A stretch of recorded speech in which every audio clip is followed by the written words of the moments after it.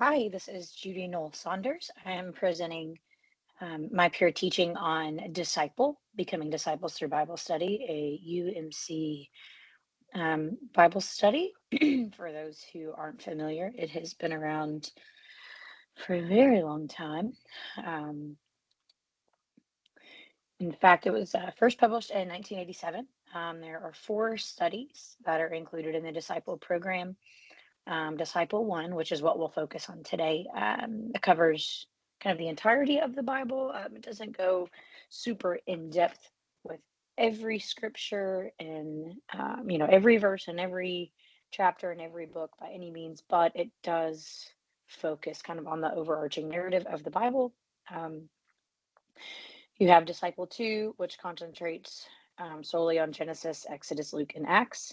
You have Disciple 3, which concentrates on the prophets, except for Daniel, which I'm not sure why. And then the epistles, the 13 letters of Paul.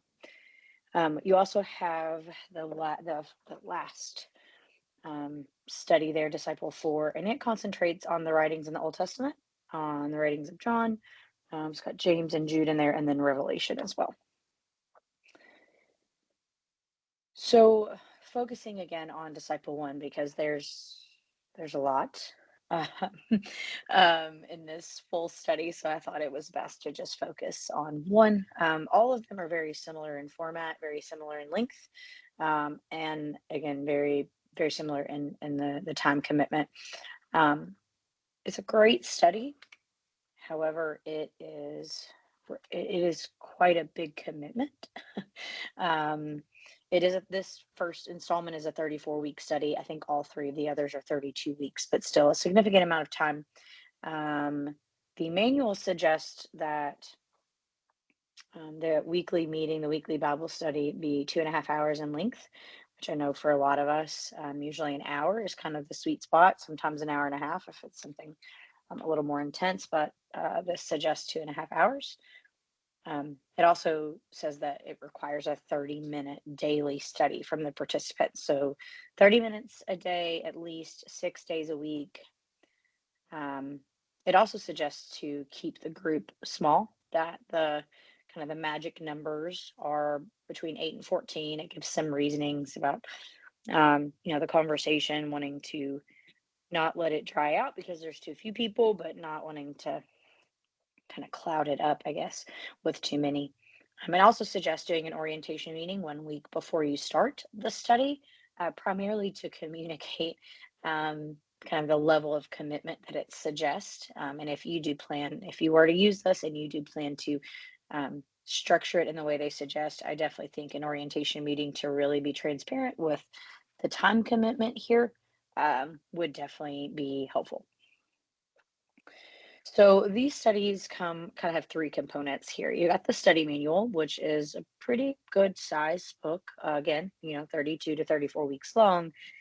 Um, and you'll see as we break through kind of what an example of what a week would look like, that there are several pages per week.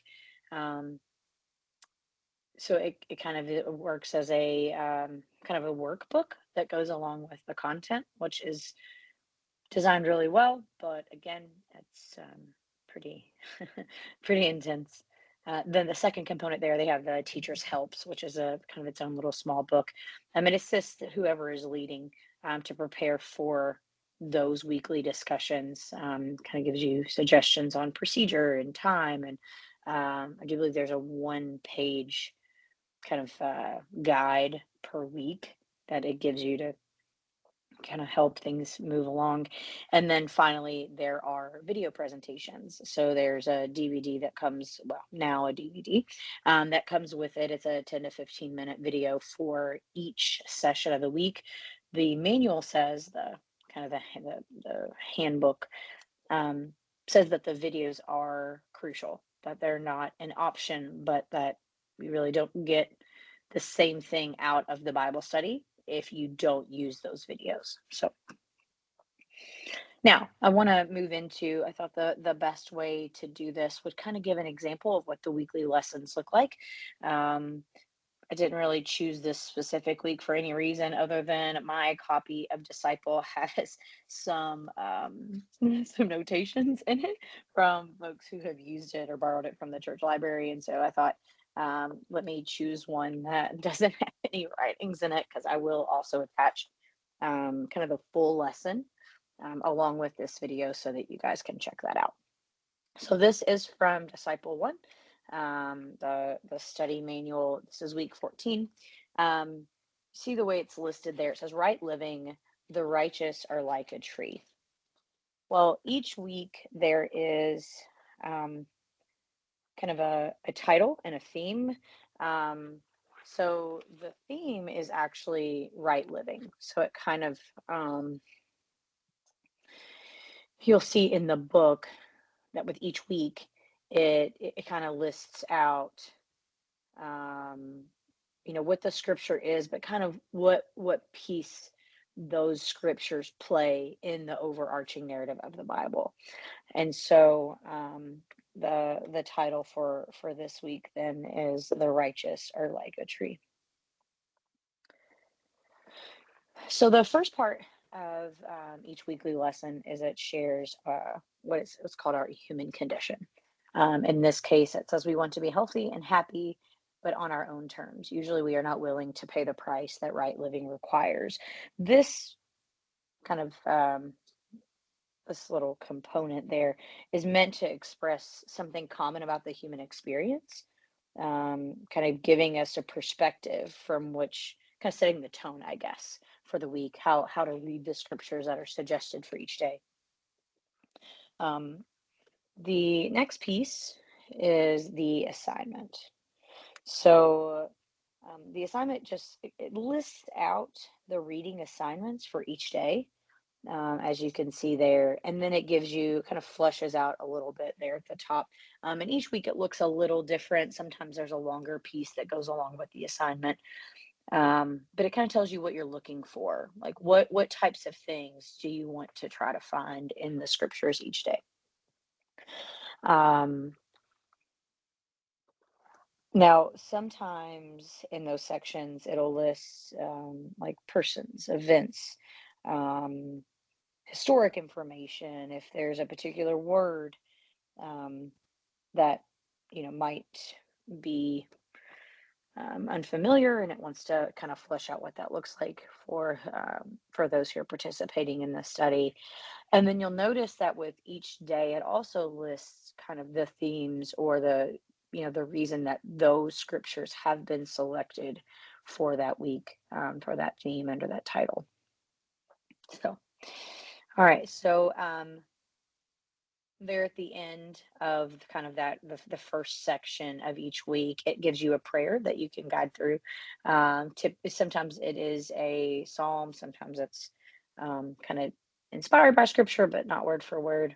And then it gives you a space. You'll see it says prayer concerns for this week. There's a space below that in the books that give you an opportunity to kind of jot down what things that you're praying for this week. So when you go back to the book, you can include those.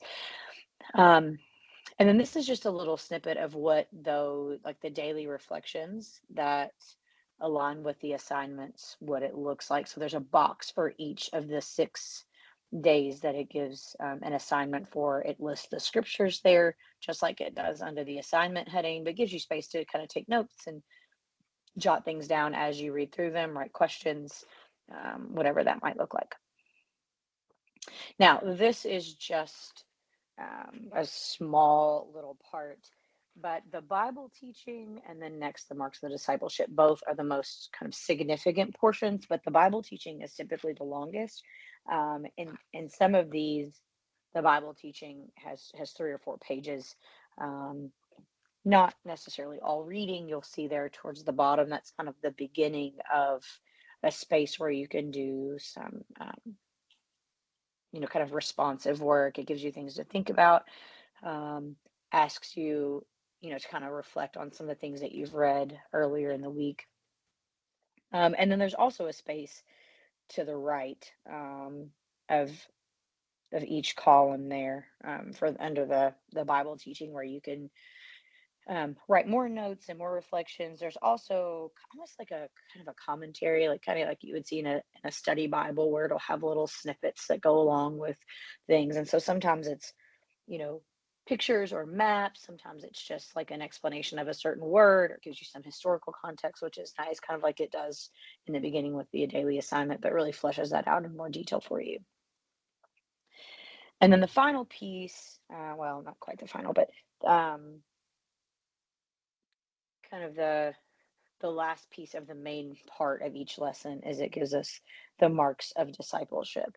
And so you can see where, there at the beginning, a disciple strives to live in harmony with God's laws, even though such obedience is costly. And so it gives you an opportunity to kind of reflect back and make the connections of, after what we've read and what I've studied this week, how can I connect that with being a better disciple? How can I um, really fine tune or um, really craft discipleship in my life with what we've learned about? And then the conclusion for each section gives you the opportunity that if you want to know more. And so it gives you a space where you can um, kind of dig into other scriptures that maybe weren't included in the week, but really speaks to or really dives a little deeper um, than what may have been included during the week, which is nice. Um, and then again, gives you, some more space for notes, reflections, and questions, which I know I spoke with a gentleman from our church that has actually taught this discipleship. He actually taught all four studies in the program. Um, it was quite a commitment. But he said, a lot of folks, they would bring their manual, of course, to the studies, and then not only use the notes that they had already taken, but then, um, take more notes and kind of engage in that way. And they would always do like break off groups and such. So, and then kind of left a space at the end of the study to maybe dive into this if there was time. So for anybody who's interested, all of these are still available from Cokesbury. Their online store, specifically for United Methodist Church. So all of the resources, the full studies, all of those things are present. So you can kind of dig through and look through and see what you like. So I hope you've enjoyed it, and I'll be happy to answer any questions that somebody might have.